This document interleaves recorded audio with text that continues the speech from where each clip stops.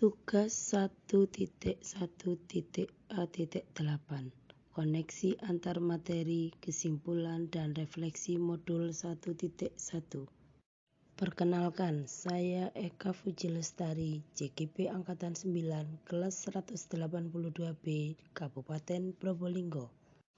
Pendidikan menurut KHD adalah menuntun segala kekuatan kodrat yang ada pada anak-anak agar mereka sebagai manusia dan sebagai anggota masyarakat dapat mencapai keselamatan dan kebahagiaan yang setinggi-tingginya, di mana pendidikan tidak sekedar tentang penguasaan ilmu pengetahuan dan keterampilan semata. Lebih dari itu, pendidikan bertujuan untuk membentuk manusia yang utuh dan berbudaya, yaitu manusia yang memiliki akal, hati, dan rasa kemanusiaan yang tinggi. Pendidikan di mata KHD adalah proses pembentukan karakter yang menjadikan seseorang mampu hidup bermakna bagi dirinya sendiri, masyarakat, dan negaranya. Pengajaran adalah bagian penting dalam proses pembelajaran yang merujuk pada aktivitas pendidik dalam menyampaikan materi pelajaran kepada peserta didik. Pengajaran bukanlah sekedar proses mentransfer informasi dari guru ke murid. Menurut KHD, pengajaran harus menghargai keunikan dan perbedaan tiap individu dan harus dijalankan dengan cinta dan penuh keikhlasan. Guru harus menjadi teladan bagi para muridnya, memberi inspirasi dan membantu mereka menemukan potensi terbaik dalam diri mereka. Dasar pendidikan KHD, menuntun. Artinya, pendidik hanya dapat menuntun tumbuh atau hidupnya kekuatan kodrat yang ada pada anak-anak, agar dapat memperbaiki lakunya hidup dan tumbuhnya kekuatan kodrat anak. Anak diberi kebebasan, namun pendidik hanya sebagai pamong dalam memberikan tuntunan dan arahan agar anak tidak kehilangan arah dan membahayakan dirinya. Pendidikan harus berpihak pada anak. Sebagai pamong dapat memberikan tuntunan agar anak dapat menemukan kemerdekaannya dalam belajar. Kodrat anak merdeka.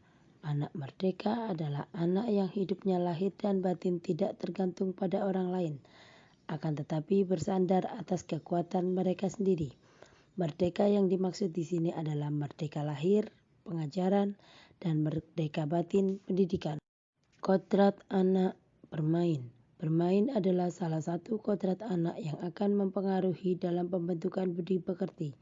Bahkan melalui permainan dapat menjadi bagian pembelajaran di sekolah.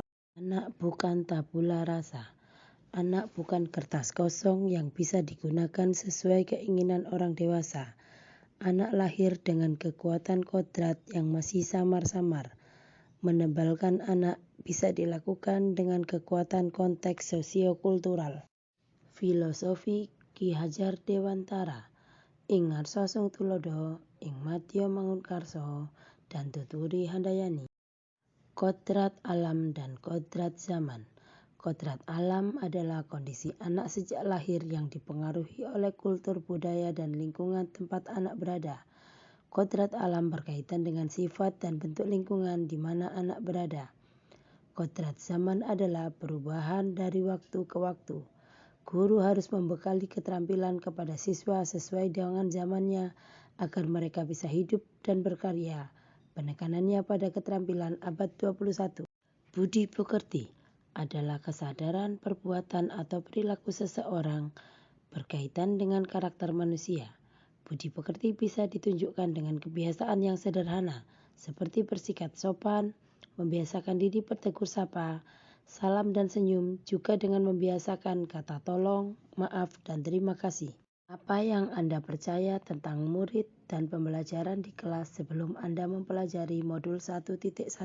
Sebelum saya mempelajari modul 1.1, saya mempunyai beberapa keyakinan bahwa saya menganggap murid saya adalah siswa yang belum mengenal materi sebelum saya menjelaskan atau menerangkan. Saya melakukan pembelajaran hanya mentransfer ilmu saja dan penilaian yang saya lakukan hanya dari segi kognitif. Apabila siswanya di atas nilai KKM berarti sudah memenuhi ketuntasan. Siswa hanya menghafal materi. Kegiatan pembelajaran akan berhasil karena guru mendominasi proses pembelajaran dan guru berfungsi sebagai subjek penyampai ilmu pengetahuan.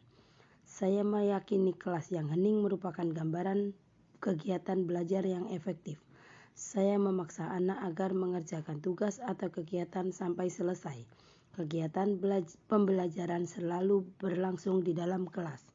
Apa yang berubah dari pemikiran atau perilaku Anda setelah mempelajari modul 1.1 ini? Saya menyadari bahwa selama ini pembelajaran yang saya lakukan kurang tepat. Seharusnya saya melakukan proses pembelajaran secara menyeluruh, bukan hanya dari aspek kognitif saja, tetapi harus mencakup keseluruhan mulai dari aspek sosial, budaya, afektif, psikomotor, dan spiritual. Murid bukan sebagai objek, tapi subjek pembelajaran yang bebas berekspresi, berkreasi, dan berpendapat.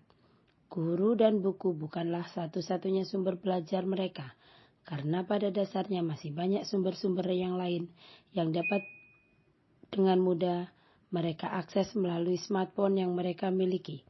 Metode pembelajaran yang saya lakukan seharusnya lebih berorientasi pada murid, dan saya berusaha untuk menggunakan media pembelajaran yang menarik agar anak tidak mudah jenuh dan bosan. Teknik penilaian yang saya lakukan pada anak tidak hanya dari sisi kognitif saja, tetapi aspek psikomotorik, spiritual, afektif, dan sosial budaya. Yang paling utama, saya harus benar-benar melakukan pembelajaran dengan rasa ikhlas dan penuh tanggung jawab. Apa yang dapat segera Anda terapkan lebih baik agar kelas Anda mencerminkan pemikiran KHD? Memberi hak mereka sebagai anak yang merdeka dan insan yang bebas untuk memberikan apa yang mereka miliki untuk diasah dan dituntun. Saya akan membiarkan mereka memilih cara belajarnya sendiri sesuai dengan minat dan kebutuhan anak. Saya tidak akan memaksa anak untuk mengerjakan suatu kegiatan sampai selesai baru bisa menilainya, karena kemampuan anak hanya bisa dilihat dari prosesnya, bukan hasilnya. Kegiatan pembelajaran yang saya lakukan lebih banyak mendorong anak berpikir kritis, kreatif, dengan membangun semangat dan memberi kalimat-kalimat pemantik, sehingga pembelajaran lebih berpusat pada anak. Perkataan yang saya berikan lebih banyak yang membangun semangat, dengan tidak mendoktrin dan menghukumi anak. Saya akan berusaha lebih membangun anak untuk bisa bertanggung jawab apa yang menjadi kewajibannya. Untuk menciptakan suasana pembelajaran yang menarik, inovatif, saya menyiapkan kegiatan pembelajaran yang beragam dengan beberapa ragam main, kadang juga kegiatan pembelajaran di lingkungan luar kelas. Selain menghilangkan rasa jenuh, juga untuk memberikan pengalaman yang nyata tentang alam dan lingkungan sekitar, sehingga menumbuhkan rasa cinta dan mengenal kearifan lokal di lingkungan, agar merasa bangga dan mau melestarikannya, baik dari aspek sosial, ekonomi, atau budaya. Saya harus bisa menerapkan sistem AMONG, yang berarti menuntun, bukan menuntut. Pembelajaran yang dilakukan mengutamakan aspek budi pekerti dan berhamba pada anak. Terima kasih.